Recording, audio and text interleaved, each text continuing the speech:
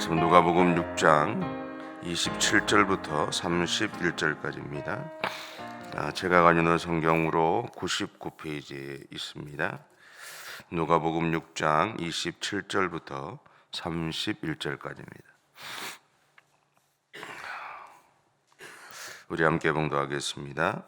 그러나 너희 듣는 자에게 내가 이르노니 너희 원수를 사랑하며 너희를 미워하는 자를 선대하며 너희를 저주하는 자를 위하여 축복하며 너희를 모욕하는 자를 위하여 기도하라.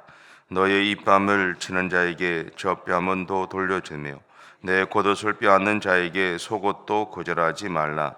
내게 구하는 자에게 주며 내 것을 가져가는 자에게 다시 달라 하지 말며 남에게 대접을 받고자 하는 대로 너희도 남을 대접하라. 아멘. 1998년에 있었던 일입니다. 그때 날짜는 11월 14일 오전 11시에 이제 경기도 파주에 있는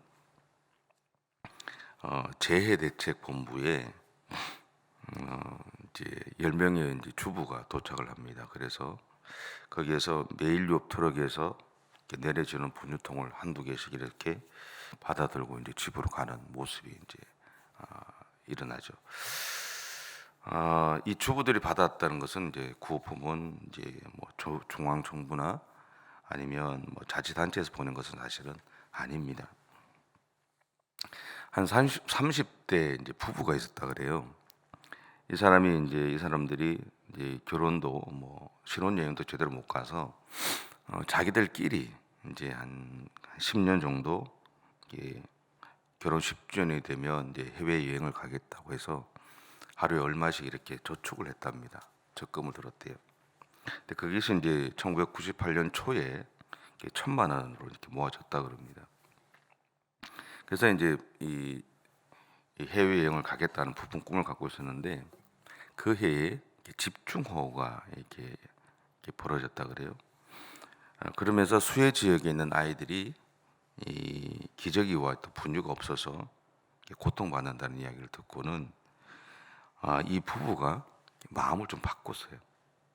우리가 해외여행을 가지 말고 이것을 가지고 저기를 좀 도와줬으면 좋겠다라는 생각을 했다 그래요. 근데 그 대신 이 부부들이 결정한 것은 뭐냐면 수저의연금이라는 것을 내는 대신에 자신들이 직접 물품을 이렇게 전달하고 싶다고 생각을 했답니다. 그래서 이 사람들이 이제 메일유업에다가 전화를 해서 분유를 이제 530통, 그러니까 600만 원치 샀다 그러고 또 기저귀를 한 400만 원치 이렇게 샀다고 그렇게 얘기를 합니다. 그래서 메일유업에다가 이제 1988년 11월 14일에 그 파주와 의정부 또 노원구 등 수해 지역에 이제 전달을 좀 해달라 그랬대요. 그리고 이제 그 다음 날은 이제 자기 남편이 기저귀를 사서 파주에 있는 오지 마을을 돌면서 그것을 나누어 줬다 그래요. 이제 좋은 이제 이야기잖아요. 그러니까 방송에서 인터뷰를 하고 막 드러내려고 막 정부에서도 그렇고 했을 때 이 사람들이 그런 이야기를 했다 그래요. 이웃을 위해서 좋은 일을 한 것만으로도 충분합니다 하고 사라진 거죠. 그런 생각이 들어요. 이것이 진정으로 사랑하는 모습이 아닐까. 물론 이것만이 정부는 아니고 이것이 하나의 어떤 사랑하는 모습의 한 단면이겠죠. 말씀을 준비하면서 그런 생각을 해봤어요. 만약에 누군가가 저에게 목사님이라면 어떻게 하시겠습니까? 라고 묻는다고 하면 나는 어떻게 할까? 아마 일단은 그렇게 하고 싶다는 마음이 있다고 이야기를 할 것 같아요. 근데 그런 다음에 제 안에 이제 단서가 하나 붙습니다. 제게는 그만한 돈이 없습니다 하고 거절했을 거예요. 그럼 그래서 끝이냐? 근데 사실은 그 말에는 하지 않겠다는 이야기죠. 그 뜻이 담겨 있어요. 왜냐하면 하고자 하는 마음이 있다면 비록 적은 돈이라고 해도 그것을 사용할 것이기 때문에 그렇습니다. 오늘 성경에서 말하고 있는 너희 원수를 사랑하라라는 말에는요, 사람의 인격이나 재산, 지위에 상관없이 그들을 향해서 먼저 사랑을 보이라는 말씀입니다. 그래서 예수님은 28절에서 이렇게 말씀하시죠. 너희를 저주하는 자를 위하여 축복하며 너희를 모욕하는 자를 위해 기도하라.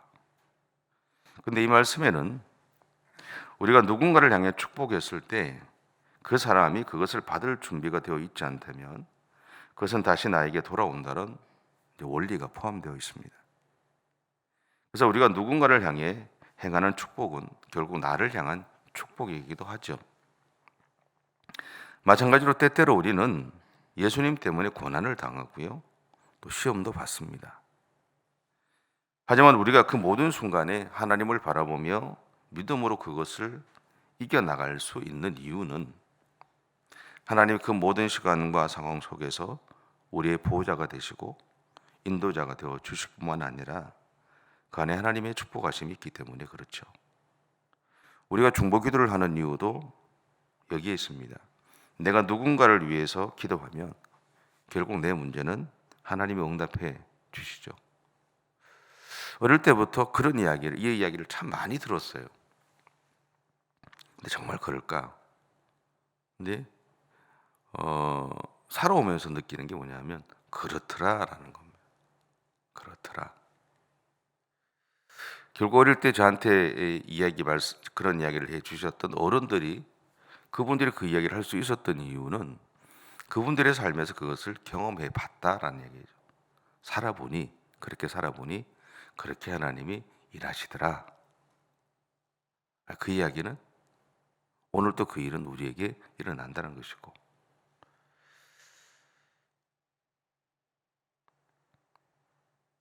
오늘 그리스도인으로 살아가는 우리의 삶에 대해 예수님은 이렇게 결론을 맺습니다. 누가복음 6장 37절과 38절인데요. 제가 현대인의 성경을 한번 읽어볼게요. 남을 판단하지 마십시오. 그러면 당신들도 판단을 받지 않을 것입니다. 남을 죄인으로 단정하지 마십시오. 그러면 당신들도 죄인 취급을 받지 않을 것입니다. 남을 용서하십시오. 그러면 당신들도 용서를 받을 것입니다. 주십시오. 그러면 당신들도 받을 것이니 당신들에게 누르고 흔들어 넘치게 부어 주실 것입니다. 당신이 남에게 대어 주는 것만큼 되돌려 받을 것입니다. 여러분, 우리에게 있어서 이 사랑하며 사는 것은요, 그런 생각이 들어요. 손해보는 삶이 아닐까. 그리고 때로는 상대방에게 이용을 당하는 삶이 아닐까. 제가 지금까지 살아오면서 이용 참 많이 당했거든요. 좋은 뜻으로 이렇게 하는데 그걸 이용을 해요. 그러니까 나중에는 그래 해라 라고 하는데 그래도 속상해요. 때로는 멍청하다고 저렇게 세상을 모르고 산다고 무시를 당할 수도 있습니다. 근데 그럼에도 분명한 것은 뭐냐면 하나님이 나에게 그것을 요청하시면 그렇게 살아야 된다는 거죠. 어쩌면 하나님이 그것을 요청하실 때 내가 그렇게 살려고 하지 않아도 하나님이 그렇게 살아가도록 나의 삶을 이끌어 가시더라라는 거예요. 몰라서가 아닙니다. 알고 있습니다. 알고 있어요. 이용당하는 것도 알고 있고 손해보는 것도 알고 있고 내 뜻과 상관없이 무시당하는 것도 알고 있어요. 그런데 우리가 그렇게 살아가는 것은 하나님이 우리에게 그렇게 살아가기를 요청하시기 때문이다라는 거죠. 그 대신 그렇게 살아가는 우리의 삶에 대해 갚으시는 분은 하나님이시죠.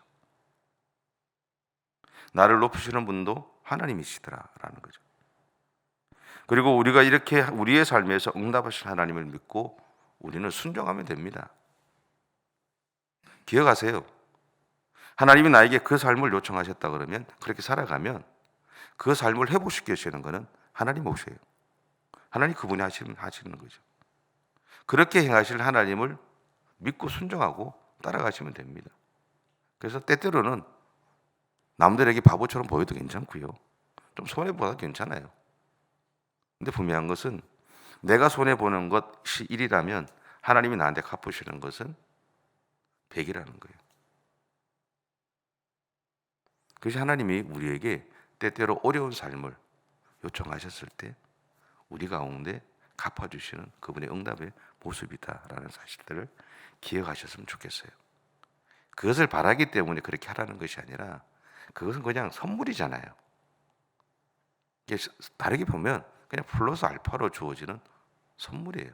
그것이 아니라 내가 하나님 앞에 하나님 나에게 그 삶을 요청하실 때 우리가 그 삶을 살아가는 것은 하나님 그분을 사랑하기 때문인 거예요.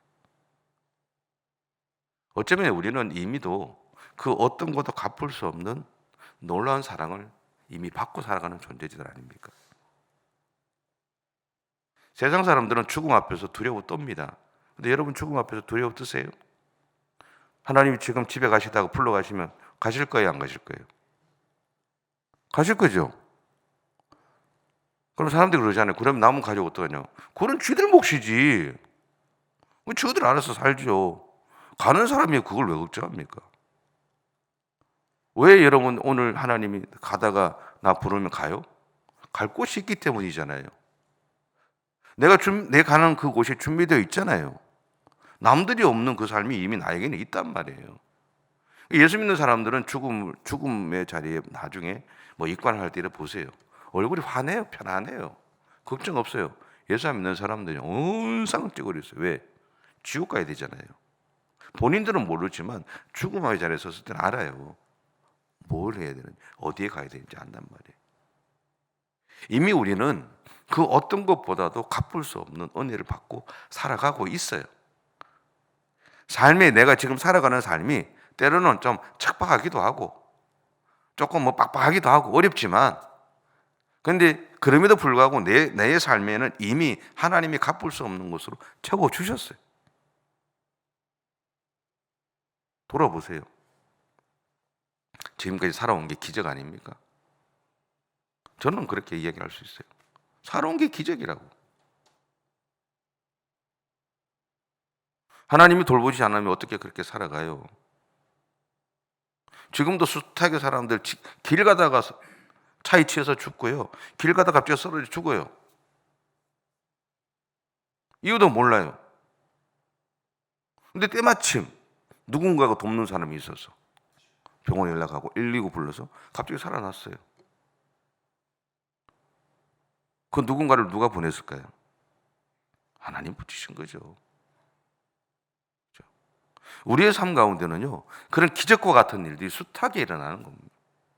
하나님의 보호하심이 숱하게 있는 거예요. 그것을 알기 때문에 우리는 하나님께서 우리에게 요청하시는 삶을 살아갈 수 있는 겁니다. 세상에 만족하며 사는 사람 어디 있어요?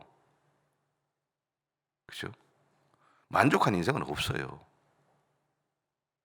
나에게 주어진 삶에 감사하고 살아갈 뿐이죠. 우리가 이렇게 이러한 삶을 살아야 하는 이유가 있다면 그것은요, 어린 양처럼 아무 말 없이 죽음 앞에 서셨던 예수님이 십자가를 지셨기 때문에 그렇습니다. 그렇게 해서 예수님은 나를 그리고 세상을 살리셨어요. 아시죠? 분명한 것은 우리는 하나님이 원하시는 삶을 살아가면 됩니다. 그럼 나머지는 하나님이 하십니다. 그리고 우리의 삶에는 하나님의 축복하심이 있죠. 그럼에도 불구하고 우리가 실제로 원수를 사랑하는 것, 죽을 만큼 어려워요. 제가 해보니까 죽을 만큼 어려워요. 사랑받을 만한 일을 하지 않는 사람을 사랑하는 것, 그 사람에게 사랑을 베푸는 것 죽을 만큼 어려워요. 쉽지 않아요. 쉽지 않기 때문에 하나님이 우리에게 하라고 하시는 거예요. 쉬운 거 이야기하는 게 아니에요. 쉽지 않기 때문에 하라고 하는 거예요. 쉽지 않은 일을 하기 때문에 우리가 세상 사람들과 다른 거예요. 쉽지 않은 일을 하기 때문에 세상이 우리와 함께 하시는 하나님을 만나게 되는 거예요. 기억하세요. 요셉이 살았던 삶을 보면 그렇잖아요.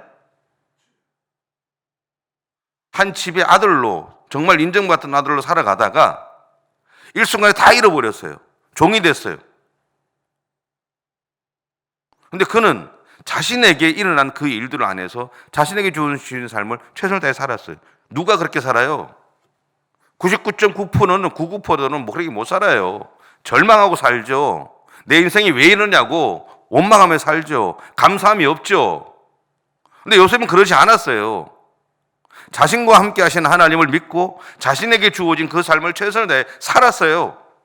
그랬더니 남들과 다르게 살았더니 세상이 하나님이 그와 함께 하시는 것을 보았잖아요.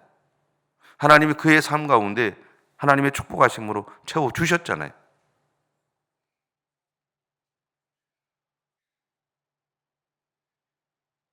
너무너무 어려운 일이지만, 죽을 만큼 어려운 일이지만 남들과 좀 다르게 살아가는 것, 그것이 그리스도인으로 살아가는 우리가 해야 될 일이라는 사실들을 기억하십시오. 그리고요, 오늘 또 군대 가면 5분 대기조라는 게 있어요. 군대 가면. 근데 우리 인생에 5분 대기조가 이미 있습니다. 누군지 아세요? 성령 하나님이세요. 그분에게 도움을 요청하십시오. 그러니까 나 혼자 모든 것을 감당해 가려고 하지 마시고요. 오늘 또 나에게 능력을 주시는 성령 하나님이 나와 함께 하시면서 도와주실 겁니다. 여러분, 이것이 우리가 하나님의 축복하심을 받는 길이고요. 우리가 예수 그리스도의 제자로 살아가는 방법입니다. 그러니 오늘도 여러분의 삶을 살아가는 그 삶의 주변에서 만나는 사람들을요, 사랑하며 사십시오. 그들을 사랑해주고 축복해주고 그렇게 사십시오. 성경에서 얘기하잖아요. 그 사람이 받을 자격이 없으면 그것이 나에게 돌아온다고. 돌아올 때 그냥 돌아오는 거 아닙니다. 최소한 배가 돼서 돌아옵니다. 그러한 하나님의 은혜를 여러분의 인생 가운데서 경험하실 수 있기를 축복합니다. 기도하겠습니다. 사랑의 주님, 감사합니다. 오늘도 우리를 사랑해 주시고 우리로 하여금 하나님의 사람으로 살아갈 수 있도록 은혜를 주셔서 감사합니다. 그 주님의